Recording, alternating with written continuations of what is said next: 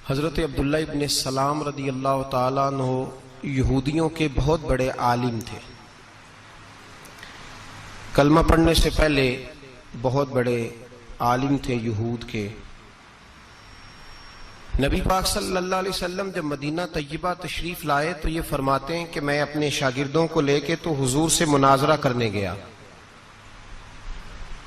और ज़हन के अंदर ये ख्याल था कि माज़अल्लाह मैं ऐसे सवालात करूंगा जिनके वो जवाब न दे पाएंगे।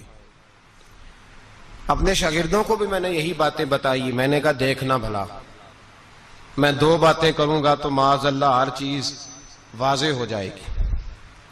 लेकिन फरमाते हैं जब मैं पहुंचा तो मेरे मुस्तफ़ा करीम अलैहिस्सलाम ने सादा सा लिबास पहना था, सर पे इमामा था और हल्के हल्के पसीने के कतरे जब चेहरे पर चमकते थे तो नूर कुछ और ही रंग बता रहा था।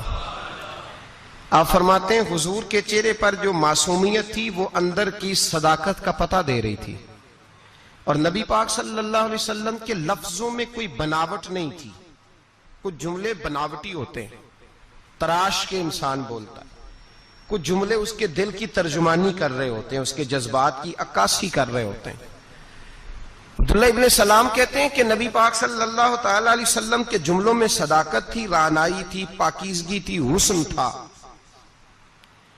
और नबी पाक अलैहिस्सलाम सिला रहमी के बारे में, रिश्तेदारों से अच्छा बर्ताव करने के बारे में बात कर रहे थे।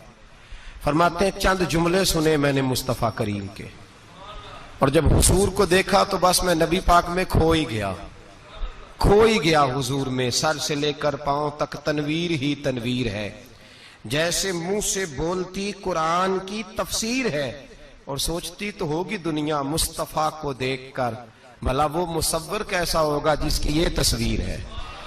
फरमाते मैं खो गया तो नबी पाक ने मेरी तवज्जो की, बस तवज्जो ही की हुजूर ने। एक तवज्जो फरमाई तो मैंने कलमा पढ़ना शुरू कर दिया। अब वो मेरे जो शागिर्द थे, जो मेरे साथ आए थे, जिनको मैंने कहा था ये कर दूंगा वो कर दूंगा, वो मुझे कहने लगे ये तूने क्या किया? तू तो कहता था मुनाजरा करूंगा, तू तो कहता था बड़ी बातें करूंगा, तो तुझसे तो दो जुमले नहीं अदा हुए। हजरत अब्दुल्ला इब्न सलाम रदी अल्लाह ताला अन्हु कहते मैंने अपने शागिर्द को दलील नहीं दी।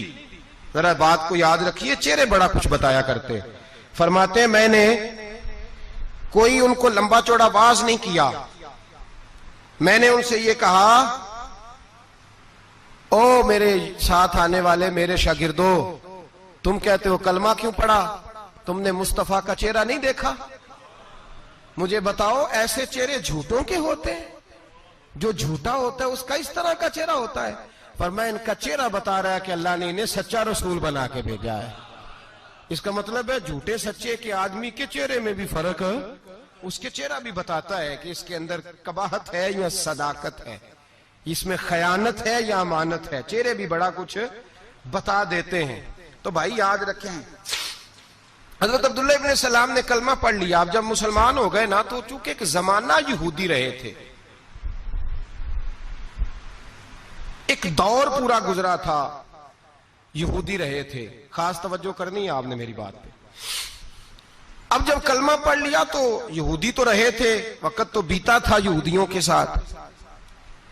तो हज़रत अब्दुल्ला इब्न सलाम रदी अल्लाह ताला अन्हु मुसलमान हुए तो कुछ चीजें इंसान छोड़ता है, मिजाज होता है उसका। फौरी तौर पे हर चीज छोड़ना उसके लिए मुमकिन नहीं होता।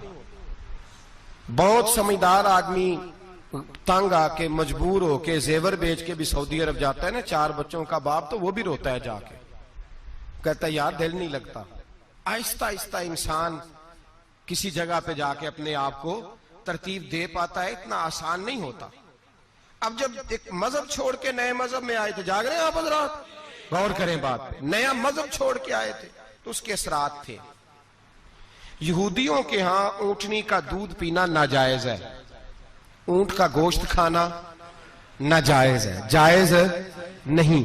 मुसलमानों के अंदर भी फर्ज नहीं ऊंटनी का दूध पीना या ऊंट का गोश्त खाना। और जिस इलाके में हम रहते हैं, पंजाब के जिस एरिया में हम होते हैं, यहां अक्सर दूध भैंसों का है या गाय का है।